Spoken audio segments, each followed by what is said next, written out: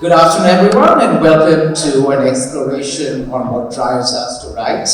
An endless, fascinating question what has intrigued authors and readers alike for generations. What compels someone to dedicate their life to arranging words on a page? The answer reveals the deeply personal and often mysterious nature of creativity itself. With some writers, an almost supernatural experience with Vladimir Nabokov called it a prefatory glow. As we learn from literary records, others like William Faulkner being halted by a single metal picture that drove him to write The Sound and the Fury 5 times. Rabindranath Tagore wrote because he believed writing was a sacred and transformative act. His works are not just art, it was his philosophy in life. Others frame it as an irresistible compulsion. I must, Kafka wrote, simply when describing his need to write. This urgency appears different from authors who speak about writing to exercise their thought, while others preserve vital stories that might otherwise be lost. The relationship between pleasure and pain in writing is particularly striking. Some describe it as pure joy, and the others paint a profound suffering. Annie Dillon offers an interesting perspective here, noting that crafting a sentence is equally challenging whether you write a recipe or attempting to write the next Moby Dick. The difference she suggests is not in the subject matter, but it is in the fundamental challenge to capture human experiences in words. Today we are fortunate to have with us not one, but two, but three extraordinary, award-winning writers, each bringing a unique perspective and writing style to the question, why I write. Through their journey, we will dwell into the creative compulsion to write, the inspiration that fuels their narratives, the transformative nature of storytelling, and they will share glimpses into the journey as writers and the force that drives them to write. And now, to my wonderful panel, I'm going to start with Ambassador Puri. Writing is often a very deep personal act, and it resonates universally. So in the context of this panel, Why I Write, please share your journey in writing the award-winning Swallowing the Sun. What drives your creative process and the act of storytelling? As you said, it is indeed a mysterious and I think supernatural too process. But for me, writing has been a supreme expression of intellectual, emotional and spiritual self-realization. And this is my first fiction. I've written non-fiction, but this is my first fiction offering. And it is really about the suffering, the agony of a story wanting to be told, a unique story that has never been told before, within you, and not being told for decades, and then finally the ecstasy of telling it in the way that I was able to tell. So that is what drove me to write this, and that story was very much inspired by my parents and their extraordinary life, that era, the freedom struggle, and all that. The young people, and this is very much a book about young people and for young people, how those young people overcame racial inequality, oppression, colonial, servitude in so many ways, especially of the mind, and invoked civilizational strength, invoked the cultural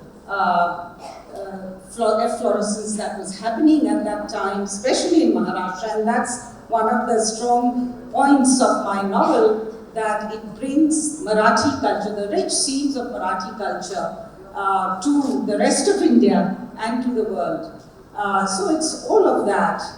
And of course, as Virginia Woolf said, fiction is like a spider's web, and it is tied on all four ends to life. Wonderful. And this was a long journey for this book. I think it's 22 or 23 years. Yes, almost. Wonderful. Irenosen, I'm going to start with you now. You were born in Nigeria, moved to England at the age of 8. A transition that placed you between two vibrant cultures with distinct histories and storytelling traditions. So how has navigating these cultural intersections shaped your storytelling voice and the themes that draw you to as a writer? It's like 5 questions in one. Yeah, I moved to the UK aged 8 from Nigeria to attend boarding school in Norfolk, and it was a culture shock, to be honest with you. I was really used to the colours and vibrancy of Lagos and Nigeria, the spicy food, all of that, the way people shout when they're in conversation, all those different elements. So moving to the UK, where it was culturally different, was a massive shock. But then I discovered storytelling while I was there. Originally in Nigeria, I listened to fables growing up, spending time with relatives, my grandmother, and these stories were like, you know, griot tales. Depending on who told the story, the ending or the middle would change, and they were fantastical, strange stories. So I think the seed was planted then. And then moving to the UK, I discovered people like Roald Dahl, Toni Morrison, James Baldwin, all these incredible voices that were telling stories about the human experience. And I found it quite transformative, the fact that you could explore what it meant to be a woman, a human, in this fashion. But I found it frustrating at the same time, because I didn't see myself reflected enough in the books that were being published in the UK. So it really became, a bug of mine actually to, at some point, start telling stories that centered women who looked like me, young black women navigating what it felt like to move through the world in this body. So I was really passionate about that, but I was really clear as well that I didn't want to do it in ways that were typical. I'm a very experimental writer. I consider my voice quite subversive. So it was interesting straddling the line between what's expected, and how your voice can be policed, but the freedom in breaking those boundaries and telling these weird experimental stories and novels and, the kind of agency that gave me. Wonderful, and you've taken it forward, this wonderful festival that you run. It's not on the topic, so I'm not going to ask you about it, but I was checking it out online.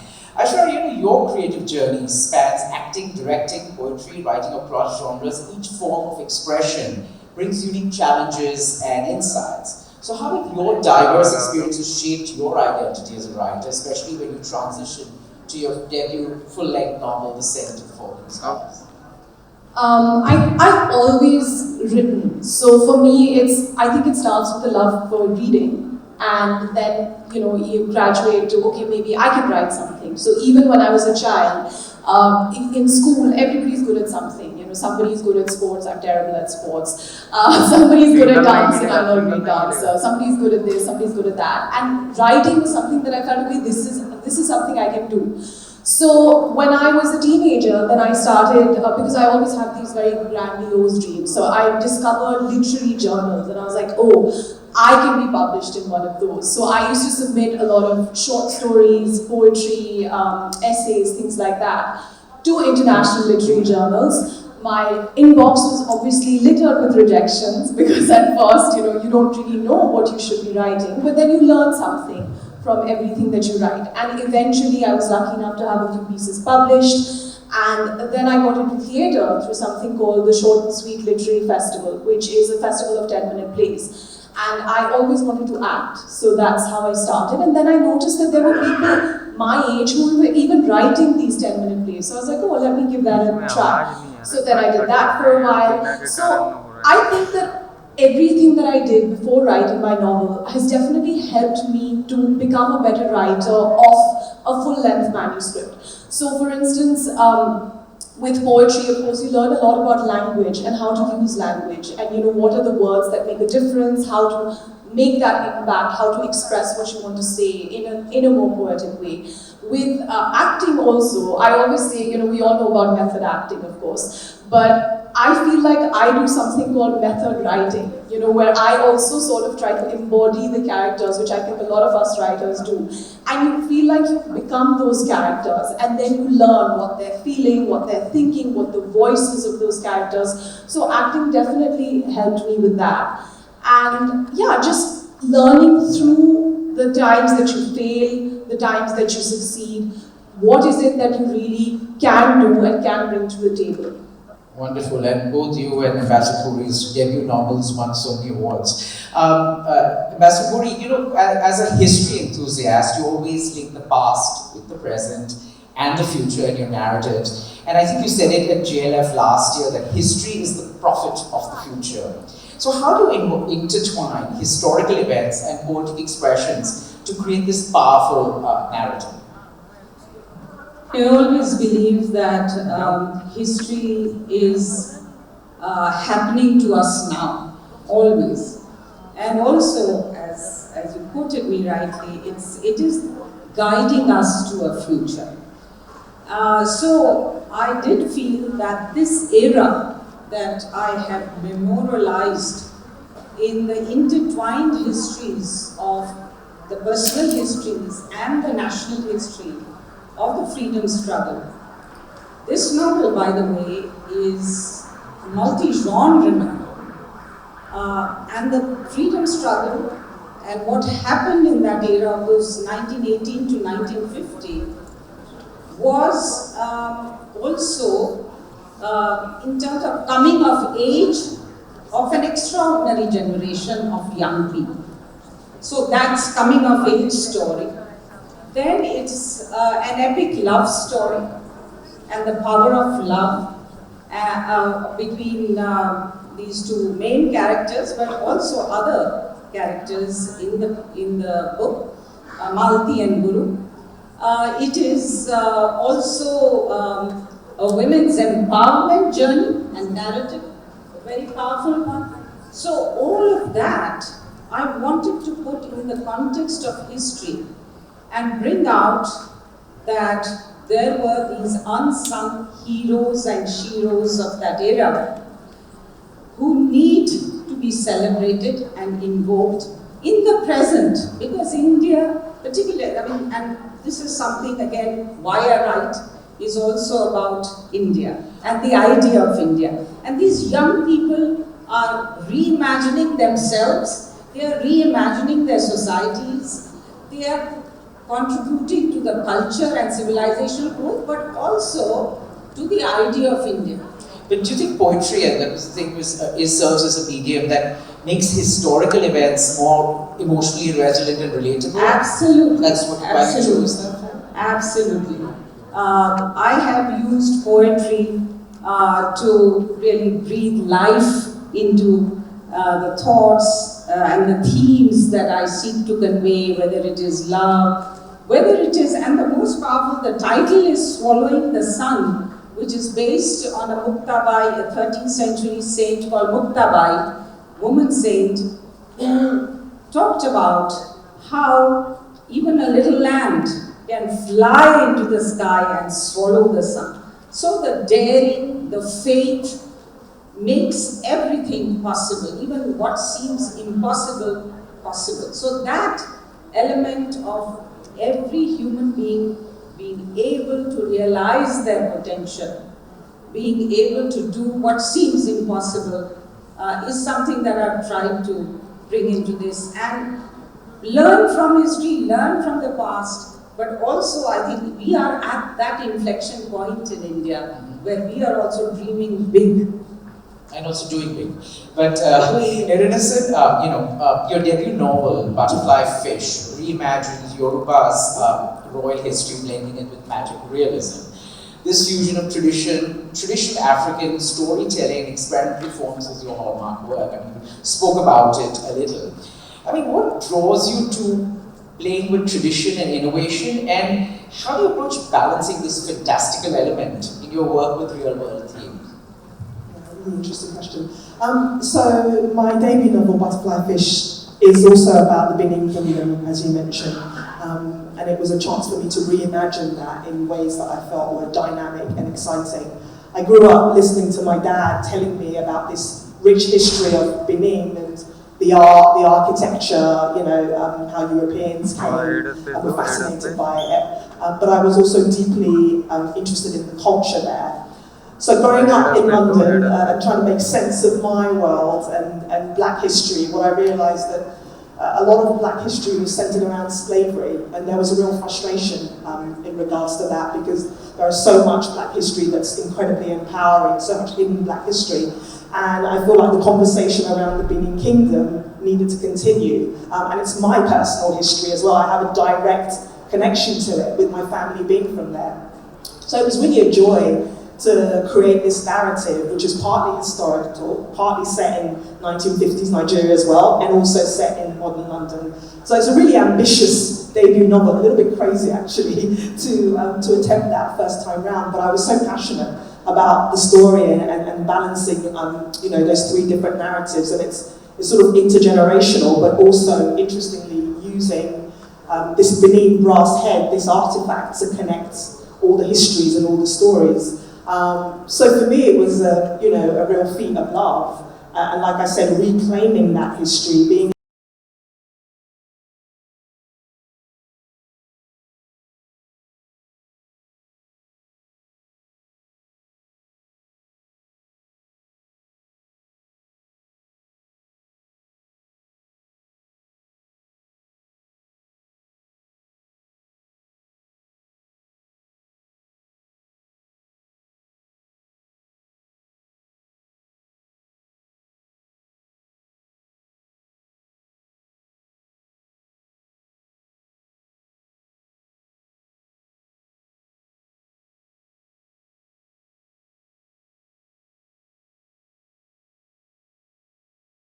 Descent of the Fallen Stars, Delhi is more than just a backdrop. It's almost like a living character with its dualities of chaos, calm, modernity. The critics have noted how you have vividly captured the city's essence across different timelines. There are two parallel timelines that you have, right? So how did you approach writing Delhi as a central character in your novel? And what did you aim to convey about Delhi through the lens of your characters? I think Delhi was a huge inspiration for me to write the novel in the first place. So my own relationship with Delhi has been full of ups and downs. When I was growing up in the 90s, then watching all these Hollywood movies and reading Archie comics and all that, you sort of imbibe this American dream and you think, oh, there's this amazing life out there, which is not here. And Delhi was kind of slow and it was kind of dull as a place to grow up. And it's only when I actually went to Canada and stayed there for a year that I really realized what Delhi meant to me, and how much I missed living in a place like Vancouver, which is a much newer city. I missed living somewhere where, history was sort of always under the surface, where you could go around the corner somewhere and you'd be hit with something, which may not be a monument even, but it's just, there's so many layers to that city. So I really wanted to capture that, and especially that moment in the 90s when the country was in so much flux, where we were just sort of opening up to the world and where everything was new and exciting. We have Cartoon Network on our TVs for the first time. The first McDonald's has opened. MTV, yes. And it was I think it was a very charmed kind of era, because we hadn't, the internet hadn't changed our lives so much to the degree that it has today, where, I think a lot of the magic is lost of something new and exciting happening, because now every day there's something, and tomorrow AI is going to come and take over our lives. Yeah, exactly. It's going to come and take over our lives, and now it's become something sinister. But at that time, it was just full of possibility. So I really wanted to capture that era, and then to make it a dual timeline novel, which is what Descent of Fallen Stars is, because then I also wanted to show how the city had changed over the years, where when you meet Will, who's the first protagonist who comes in 1995, and the city that he comes to is so different from the city that Arya, who's the second protagonist, comes to in 2018. But at the same time, the same city is also there. And I think that's the thing about Delhi that I really wanted to convey, that it's been a city of emperors, of poets, of accountants. It's been invaded, it's been conquered briefly, but nobody can really truly conquer this city. And I think the city will always be stronger than the people who come and go. And so it's like my ode to Delhi, to the city that is so difficult to love sometimes. A city that's so difficult to love sometimes, but it gets under your skin and it won't let you go. I could say that about New York and Mumbai, but that's another story. Ambassador Puri, Swallowing the Sun made the national bestsellers list in record time. You shared that anecdote with me today, which I think is quite cool. So writers often say for their work to come alive, you need to find readers, and you obviously found the readers with that. How do you perceive the relationship between a writer and their audience? Do you write with a specific reader in mind, or is your process more personal, or is it both? Well, they say that the writer and the reader dream together. But first, the dream must come to the writer. And I think I've been very fortunate that readers of all ages from all over India have loved it and responded so warmly. But as far as I am concerned, the process, the creative process has been very much driven by my desire to use Rushdie's words, the empire writes back. So there is that, urge to return the Western gaze and some kind of mental decolonization. So it's that, and I think somewhere that has, hit the mark as far as the readers are concerned. And to assert the Indianness as much as also bring out the global values of humanity, of indomitable human spirit. So that is one. The other aspect that I think that binds the readers, even if it is about the past, it's very much written in a language that relates to the present, that relates to the youth today, and also it tells about people who were ahead of their times. And that was a conscious decision to make it relatable to the audience of today. Absolutely. And also it uses tradition and epics to really convey modern ideas and progressive ideas, whether it's on women's empowerment. One of my character quotes Kautilya to say that women have double the appetite of men in food, 6 times the sexual appetite, and double the astuteness, and 8 times the courage. So she's quoting Kautilya to convey the idea of not only gender equality but women's supremacy. And so these are the kind of ideas that are really portrayed here and brought. And epics, everything is really brought. The deification of women is something which is very unique to our culture. And that is a very powerful way of really conveying the message that religion or tradition is no barrier to our, fighting patriarchy and demolishing patriarchy and its narratives. So it builds an alternative narratives using the weapon, it's like weaponization of tradition to do that. Wonderful. Recently, you spoke about how short stories form allows for experimentation and pushes writers to sharpen their craft. Your works like, I hope I don't mispronounce it, Speak the Gatula and Nudie Branch. How has writing short stories influenced your work as novels? And do you find this form has changed how you see fiction and its possibilities? Yeah, they're all good questions. I think short stories enabled me to find my voice, enabled me to discover that I am an experimental writer. At the point at which I picked up the first short story collection I read, I put down a draft of Butterfly Fish, which I'd been working on for about 4 or 5 years. And at that point I was, it was a tough experience writing the novel, and I just needed a break, but I wanted to keep writing. So I picked up this collection by a writer called Dennis Johnson, an American writer, and it's a very small collection, but it was about a drug addict and the kind of interconnected stories around his life, but it was told with such nuance and such empathy and such beauty. There was no judgment in it. It kind of blew me away that a collection was able to do that. I always thought that only novels had that kind of power. At that point, I caught the short story bug, and I started writing the collection that was Speak Agantia. You know, these raw, powerful stories centering the female gaze, the black female gaze, and, you know, growing up in the city and being an outsider, all these themes that are really potent in my work. So I think the short form is so powerful, even though people say, oh, short stories are really hard to write.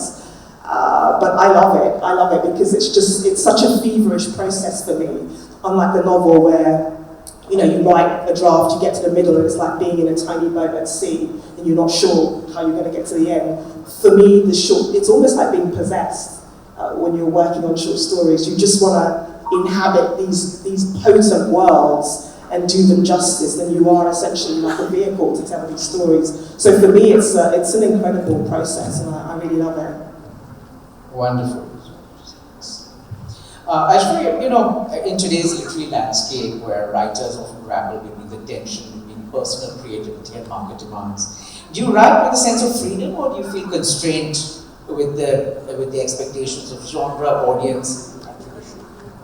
I think I was just talking to someone about this last night, that it wasn't you, no, that the freedom and innocence with which you write your first novel is something that you can't recapture.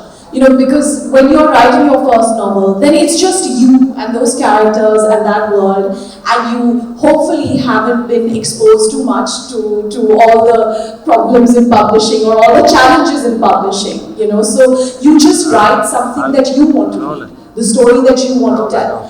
And it's only later, once you jump into the more professional side of it, that you kind of have to start thinking about, oh, but what should I be writing, or why should I be writing this? But having said that, and I discovered when I started trying to get my book published that I had written something which was completely against the trends of today. And I was like, oops. But I was lucky enough to find an editor who believed in the book, and then I was lucky enough to win an award for the book. So it sort of makes you feel like, okay, there are readers out there who want different kinds of stories. But I think you can only really write something that you believe in, and that's something that I always intend to do. And it's nice to be able to write something which incorporates topics or issues that are more pressing, because there are so many things to write about. But I think you have to maintain that integrity of your voice and the way you want to tell the story. Wonderful.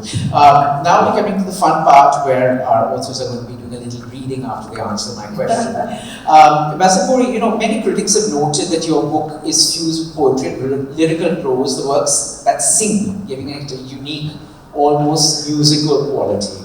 Could you read and share, I think you probably would do 2 examples? Yes.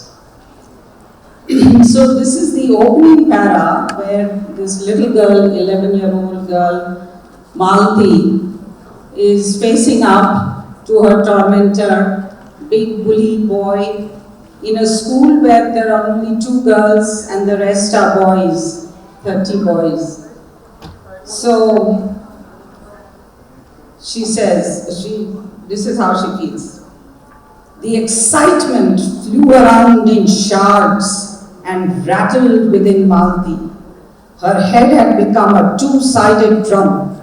Pika, her burly classmate, had ballooned into a demon drummer, tapping gently on her head with his claws. Tut, tut, tut.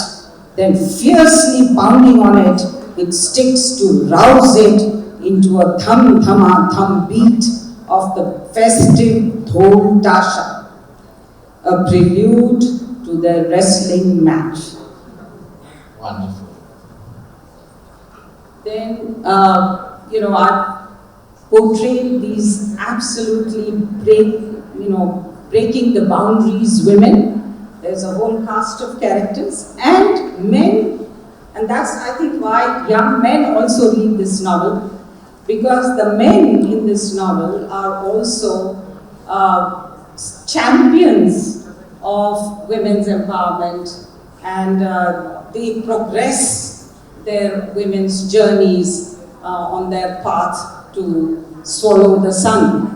So there is this anthem that I always invoke in Tilak's poem, and if you permit me, I'll just say it in Marathi. And then, so this is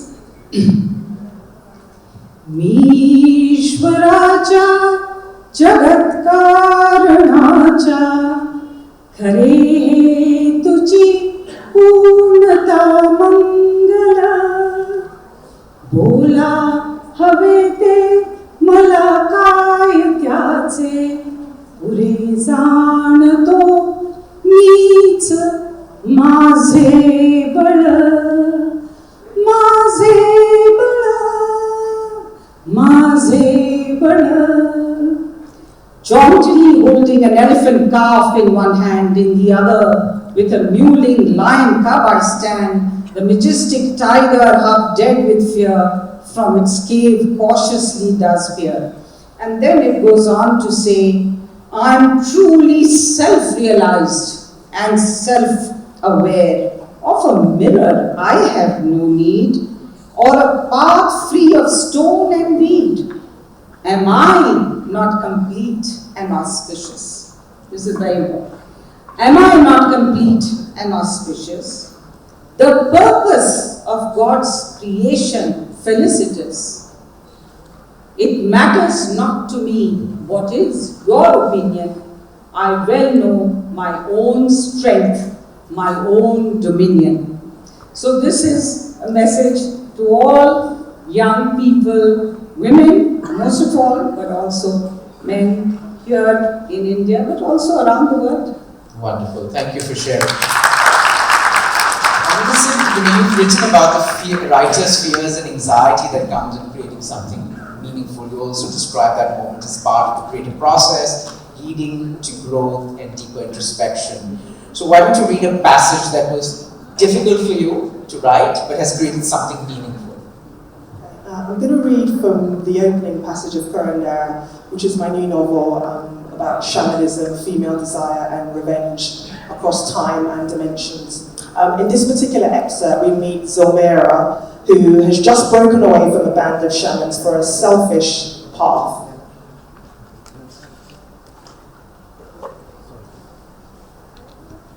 All pregnant, 5 of us glimmer on the snaky path towards the low cacophony of the humming creek. Dusky goddesses breach through buried carcasses. We hear gifts turning in the ground's crevices. Barefoot, we sing to Oni, clutching one bone each. Lengthy red beads knock against our chests. The insides of rounded stomachs jostle with the rhythm of parched entities. White markings on our foreheads fade to confuse the forest traffic. Inky trickles slither from our braided crowns down craned necks. Our nipples are pert against the morning. Behind us, the mountains of Gethsemane loom. A slow mist unfurls to reveal crooked homesteads in its folds, waiting to be shed in a purging between orbs of fire and a fog that will blind the fishermen, that will catch them in their own nets while the sea's creatures buck against the holes in the boats, sharing one eye as their wives lose their bottom halves in fevered dreams. We sing, the mountains bruised and magisterial in their morning stupor. Absorb our voices, sprawling peaks and troughs dimpled with dew. White cloths wrapped around our waist feel loose on sweat-glazed skin, rustling against our thighs. The hems trailing behind us are pale, movable dawns. We ask our reflections to wait patiently for us in the water, tell floating lilies to be soft landing pads for a small reckoning. We ask the light bending to allow our internal bleeding to leak through our nipples into its axis points.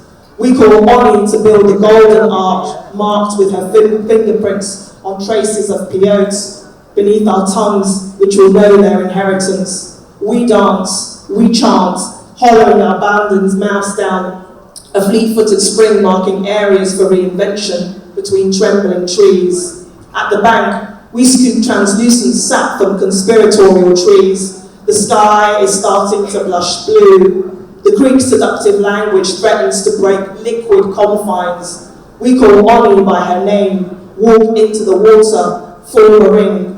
The water rises, its cold temperature cocooning weeds grazing our feet in the murky depths below. We raise our heads to the heavens as the sky rattles, just as one of us confesses to carrying a fetus that fell from a mountain. One by one we speak. One of us proclaims she has been plagued by locusts, wielding a strain of fever, scuttling through her bloodstream, hundreds of them gathering in her stomach, digging thin, sharp legs into the lining, their fluttering ringing so loudly she can hear it while she breathes, as they scale her inside, desperate for an exit. Another has had a stained black burial lace dress curling and twitching on a bough, trying to claim her organs to build its own body, causing her to wake some mornings, seeing her gauzy organs inching their way towards the door. A retracting lung following a misshapen heart, trailing a shrunken kidney, while the dress creases in anticipation, her stomach full of a winding lace horizon. Wonderful, thank you. Aishwarya, and I'm going to mispronounce it, but the Maulsari flower serves as a powerful motif in your novel, connecting the past with the present, evoking memories, nostalgia. It symbolizes the intertwining of personal and collective histories. Could you share a passage where it's about the Maulsari flower? Sure. Just for a little context. So this is the first protagonist, Will, who's a British man who's come to Delhi for the first time, and he's beset by this fragrance that he starts searching for, and he's sort of half intoxicated. And this is about when he meets Leela, who's the girl who changes his life. And this is how it goes. Through the hazy blue light, I could just about discern the small flowers. They were scattered nonchalantly on the ground. I retrieved one. It wasn't an especially prepossessing blossom, with discolored white triangles for petals and a protruding stigma. I doubt it would have carried any prizes at a show. But the fragrance, it still haunts me. It was exquisite and agonizing, the scent of something ancient, almost forgotten and dearly loved, a fading star that could only be perceived as a memory. It was the fragrance of yearning, a deeper yearning than I could have imagined, for something that was gone before I could even begin to comprehend how much I longed for it. It had been gone a long, long time. It was an inscrutable, nondescript little bud, but it besieged my mind and pulled at my heart like nothing I had ever experienced. I twirled it in my fingers, a talisman from another world and another time, cursed by the hand of a sorcerer to bloom, fall, and perish forever. I stood rooted, hungrily taking in the scent, and then I laughed at the picture I must have presented, a madman chasing a fragrance in the middle of the night, an entirely different kind of intoxication. I can't say how long this stupor lasted, or how many minutes I remained straddled between earth and sky. It may have been hours. A soft breeze scattered the flowers, and the leaves above me unburdened themselves of residual raindrops. I winced as a drop plucked onto my head. And then I heard it. It was such a low humming that at first I thought I was imagining it. It wasn't a tune I recognized. Perhaps it wasn't even that melodious. I'll never know. But it flooded my senses like a symphony, and it was the beginning and end of everything. I watched the mist. It was coming closer. Another gust of wind, another wave of fragrance, and she appeared. A small figure, all in white, floating along the street in her reverie, humming to herself. She wasn't aware that I was there, watching her with every fiber halted. She wasn't aware that the universe was arranging itself around her, merely a stage for her meteoric presence. Sometimes I feel I'm still there, as though time froze at that moment, and everything since is a dream, a montage of things unfamiliar and unimportant, but that moment is the only reality of the present, the past, and the future, an eternity in itself. Somewhere in time, we are still as we were. Somewhere in time, she is humming her song of the earth, the leaves are glistening wet, The light is strange and weak. The fragrance is lingering, and I am still watching her and wanting her, somewhere in time. Wonderful. In the interest of time, we're going to wrap up, but I just want to ask you all 2 questions. I think we have a room full of people who want to write, who probably have already written, or may want to write. So what advice would you give emerging writers navigating a world where AI is becoming an increasingly prominent part of the creative toolkit? We'll start with you. Still the same advice that I would have given 10 years ago, which is know that your voice matters and that you have stories to tell. So be curious, be passionate, seek out people who want to be your advocates, which is what I did. Also foster a community around you, because then it's not such an isolating experience, because it can be very, very lonely when you're starting out and trying to navigate this world that seems impossible, so I think you have to equip yourself as much as you can, and practice, be bold with the stories you want to tell. Thank you for that.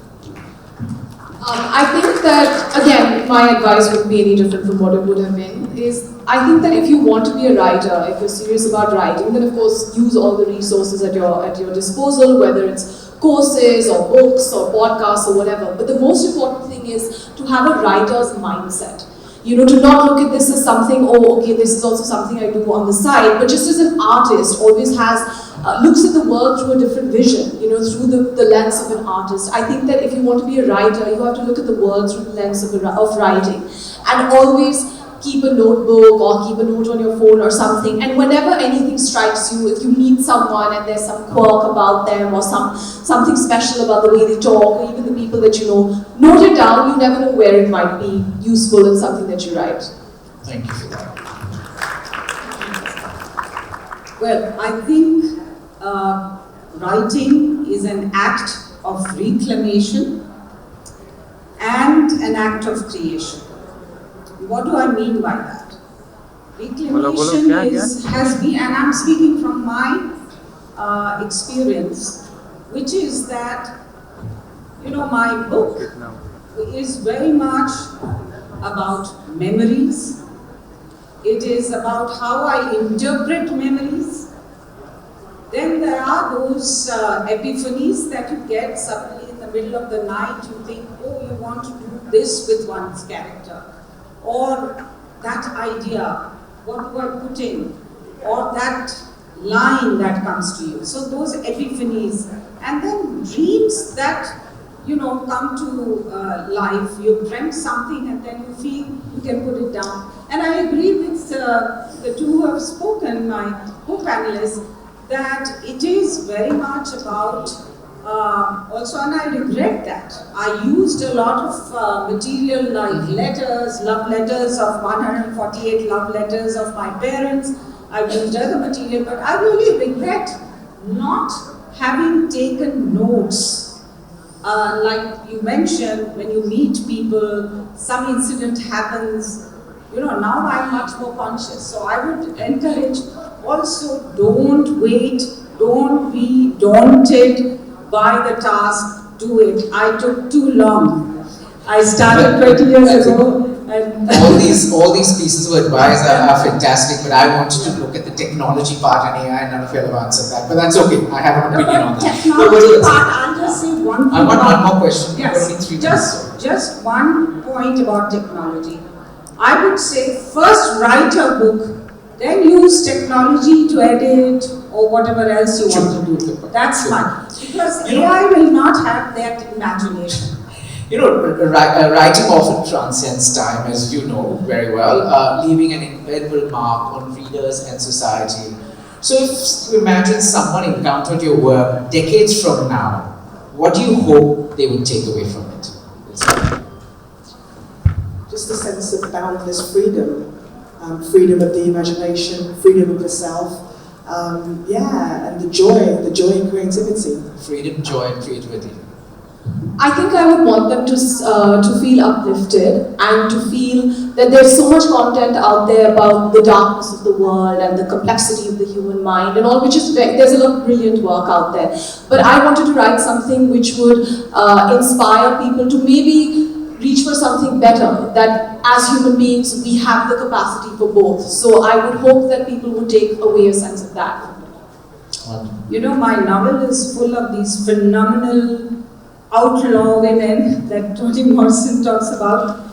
And so I want people to think of this as a women's affirmation and a statement of liberty and self-realization, but also it's very much about daring to do what seems impossible, breaking boundaries, justice-seeking, truth-seeking, and realization and the triumph of the human spirit. Wonderful. You know, it's so interesting. I'm just sitting here reading, listening to you all and thinking what a wonderful panel JLF has put together. You know, award-winning, most of the first book authors who are doing some amazing work with unique voices, and so it's been an absolute delight being in conversation with you all, to get to know you all, and thank you to this wonderful audience. The authors will be signing, so hopefully I've bought their books and everyone will get it signed. Thank you for being here and enjoy the rest of the festival. We've got 1 minute to spare. Sorry, I couldn't take questions, they were too good.